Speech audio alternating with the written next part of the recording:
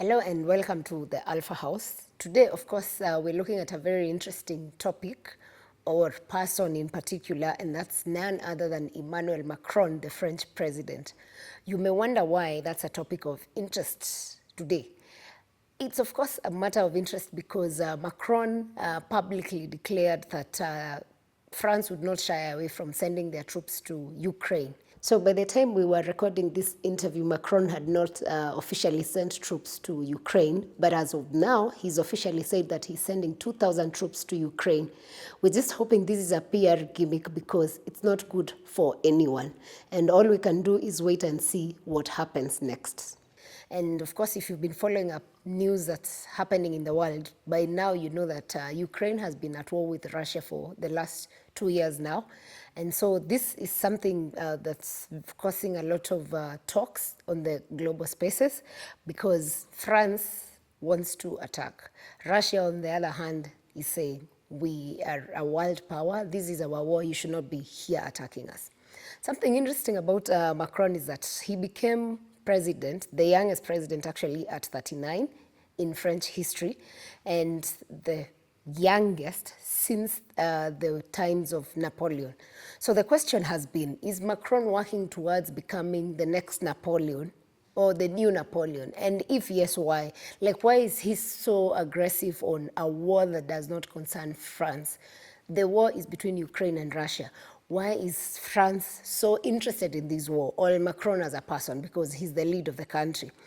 Number two, is it that now that France has become an old empire and it's losing, it's in the last days of, being in control of the world. Like in Africa, France has been in control, quote unquote, of about 14 countries.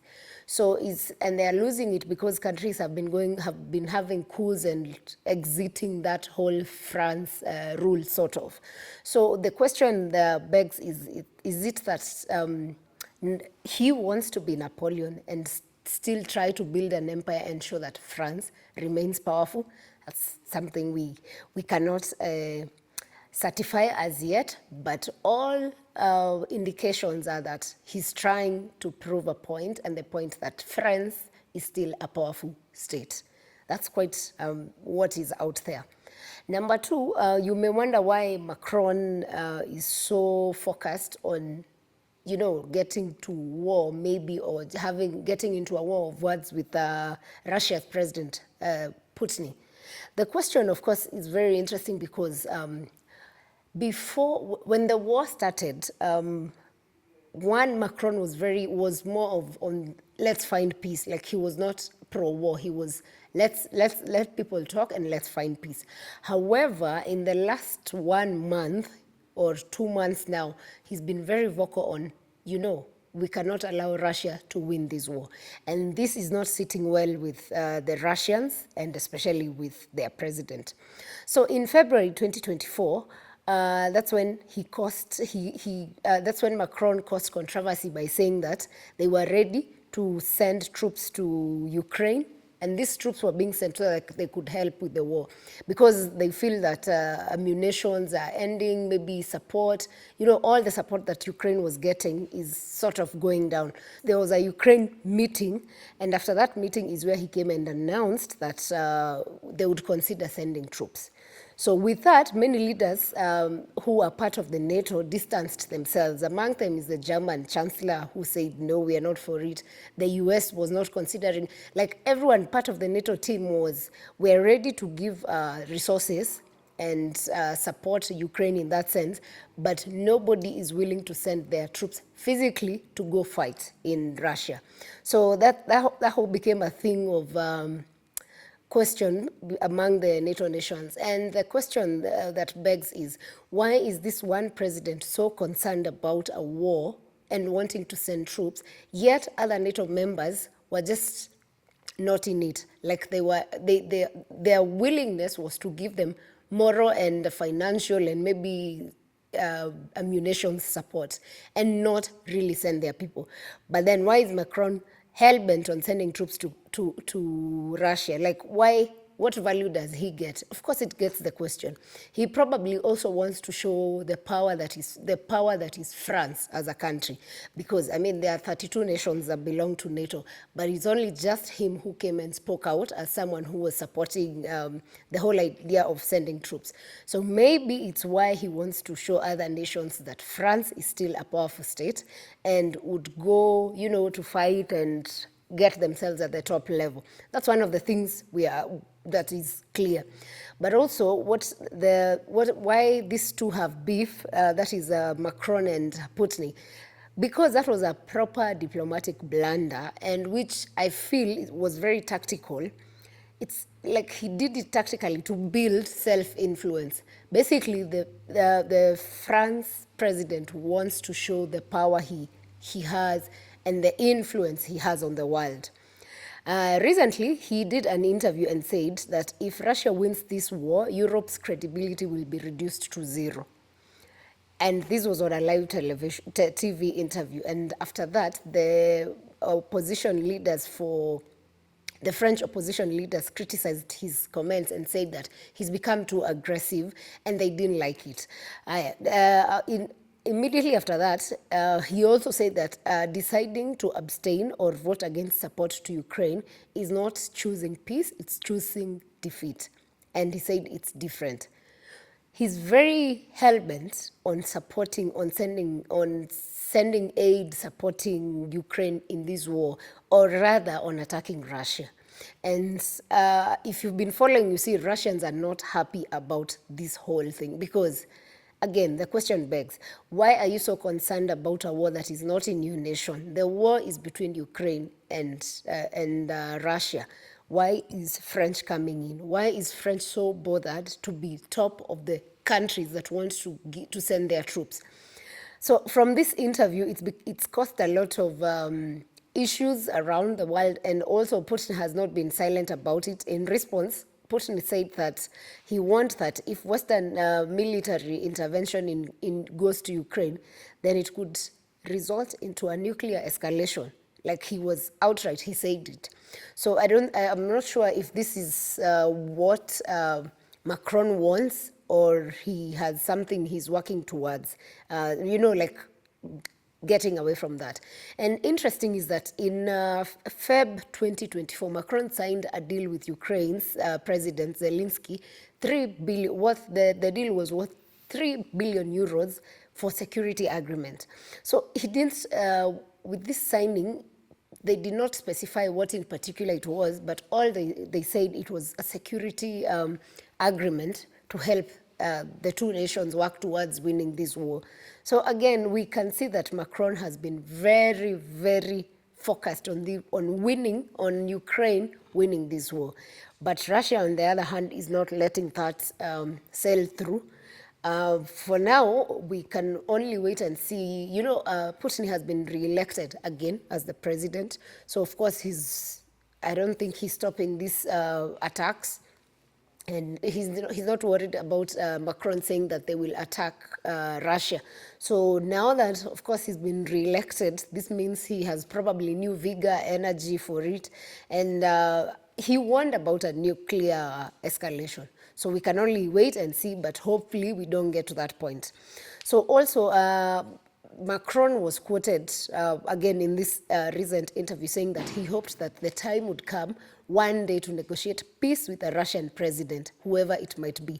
This is for the first time where he actually spoke openly of a possibility of Putin no longer being in charge in Russia. I mean, because he was speaking futuristic, but the futuristic, maybe the first step he was talking about was for this election, and that is already gone. That boat has sailed.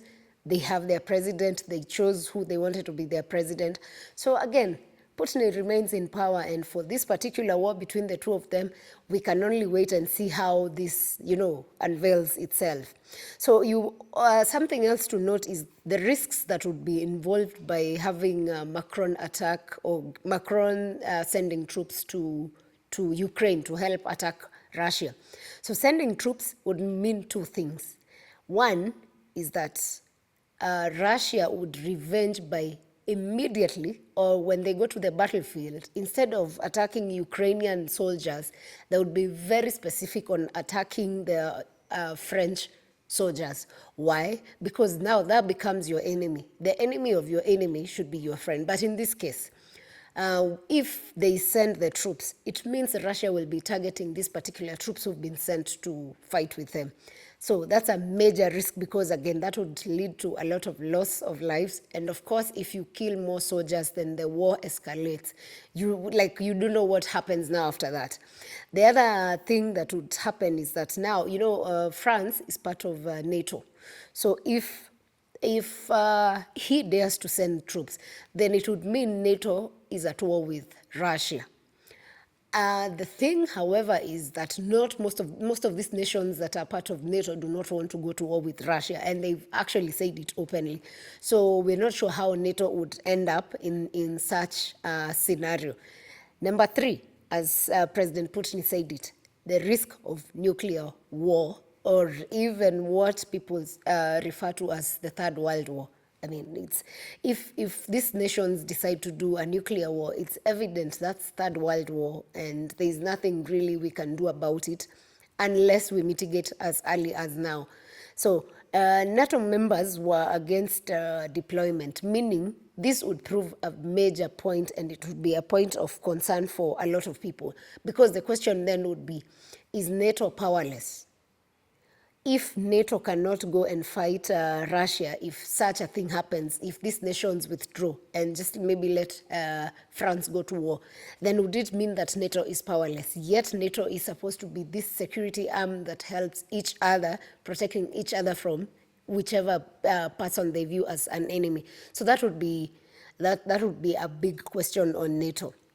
Then the other thing also that you would ask why maybe Macron is so focused on this war is because France is losing its grip in a lot of African countries. And this is how, if you've been following African politics, nations that are under the Francophone region have been causing a lot of coups, and the coups have caused the exits of the soldiers from France have been sent back to their nation, and a lot of they've done away with the presidents who are supported by France, and the people who've taken over are the people who've been in the armies of those particular nations. So again, that means France has lost its grip in Africa. So also with that in mind, then you understand why Macron would be fighting to really show the power that France is. So the whole point of France's loss of influence in Africa, you can actually watch from this channel if you follow the lectures that are given by our very own PLO. There's a whole story about France losing its grip in Africa, so you can watch this story here. So also, the whole idea is that France, during post-colonization, their strategy was to keep authoritarian leaders to defend their interests. And what are the interests they had in Africa? Africa has a lot of resources in terms of gold. Congo, there's gold, there's titanium, there's all these available resources that they really wanted, and they've been making money from the resources because they've been the key importers of those resources. So they ensured the leaders that they had put in place, the leaders they had put in place were to take care of their interests, and that's why all these things were going back to that country. Number two, a lot of Pan-Africanists have said that after the wave of decolonization in the 1960s, the dictators that were propped up by this by France in the colonies were used in exchange to access resources and military bases. So with the coups that have happened, several countries have had to let go the military bases for the French, and they've been actually sent back. Some even closed the ambassadorial centers that these nations had, that French had in this nation. So it's taken a lot of issues that have happened. And with that, of course, Macron is not happy. So the coups have taken place in countries like Burkina Faso, Mali, and these nations have decided also to form their own alliance, which is called the Sahel Alliance. The risk of France is that with the formation of this Sahel Alliance, it means that these nations are exiting where the fold was for France. If they had like 10 nations, they're already -3 or 4. So the power in Africa now is lost. Something else, the Sahel nations are working to get a common currency, that's a Sahelian currency. What does that mean? It means that this will lead to the death of the West African CFA franc. Again, what does that mean? It means now France has no power in terms of finance in Africa. So that's something else that's really nagging Macron, and that's why he's trying to prove to the world that they're still powerful, yet they're losing in terms of their empires. Something else is that because of the coups and the complaints that came from West Africa, France has had to withdraw a lot of their troops from their former colonies, and some of them are Mali, Burkina Faso, Central Africa Republic, and all this came from, there was a lot of local hostility, like the citizens were not happy about it, they went to the streets. And now, of course, it's proving to Macron that Africa is no longer his space, or he's no longer welcome to, show power in Africa.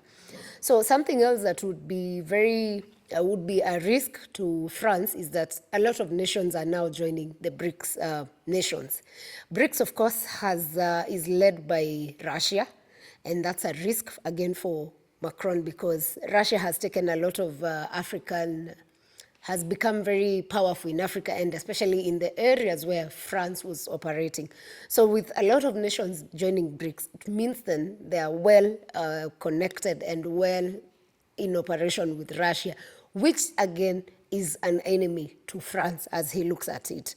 So with such things, there are possibilities that, and remember that members who join BRICS become allies of Russia, because it's a bloc that's supposed to help the nations grow each other. So if that happens, it means again France is at a loss.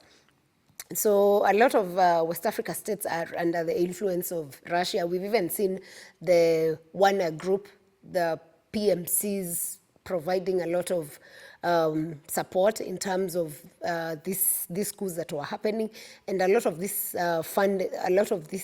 things that were happening in West Africa in terms of coups were funded or were helped by Russia go through these coups. So with such happenings, then you understand why Macron would be at war with Russia and why he really wants to prove a point. So we can only wait and see if he really actualizes the whole idea of sending troops to Ukraine. But I think the risks for doing that are more, and Russia would easily attack. So yeah, that's the story of France President Macron and why he's so hell-bent on putting pressure on maybe wanting to get to fight with Russia technically. So we are watching how that unfolds, and if something else comes up, we'll of course be here to share more information about it. But for now, that's it. Thanks for joining us.